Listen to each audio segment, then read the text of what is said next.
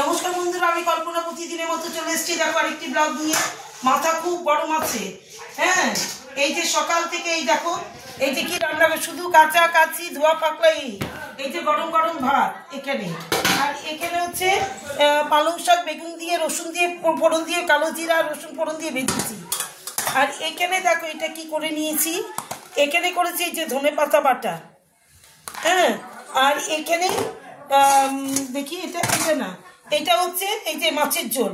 আমি আর কিন্তু আজকে মাছের ঝোলটা আলু ফুলকপি দিয়ে, হ্যাঁ একটা পেঁয়াজ দিয়েছি, আলু ফুলকপি দিয়ে একটা পেঁয়াজ দিয়ে আদা জিরে ধনে বেটে আর 4টে কাঁচা লঙ্কা বেটেছি লাল লাল।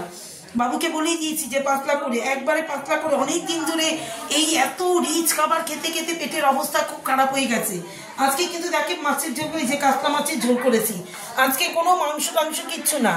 হ্যাঁ, মাংস না, আর দরকার নেই। এই একটা রোববার বাদ যাক, আবার সামনের রোববারে খাবে মাংস। আজকে দেখো আমি কাতলা মাছের আলু ফুলকপি দিয়ে আদা জিরা একটা পেঁয়াজ দিয়েছি কুড়িয়ে, আর 4টে কাঁচা লঙ্কা দিয়েছি, ধনের গুঁড়ো দিয়েছি, দিয়ে ওটা পেস্ট করে, তারপরে তোমার পেস্ট করে মানে কি শিলে বেটে তারপরে এইটা রান্না করেছি পাতলা করে ঝোল।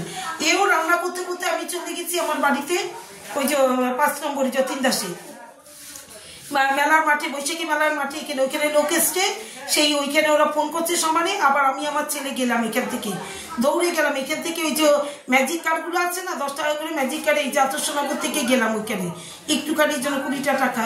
আবার আসার সময় মঙ্গলের টোটোতে এসছি। মঙ্গল এতটা পৌঁছে দিয়েছে যে পুকুরপাড় পর্যন্ত, এখানে এই যে দুর্গা মণ্ডপটা পুকুরপাড় পর্যন্ত মঙ্গল পৌঁছে দিয়ে গেছে। আবার ওখান থেকে তারপরে হেঁটে এসছি। এই দেখো এসে মাছের ঝোলটা বসিয়ে গেছি, নিভিয়ে গেছি, এসে আবার এই মাছের ঝোলটা করলাম। এই দেখো, আমাকে একটু কমেন্ট করে জানিও তো মাছের ঝোলটা এই কালারটা কেমন এসছে।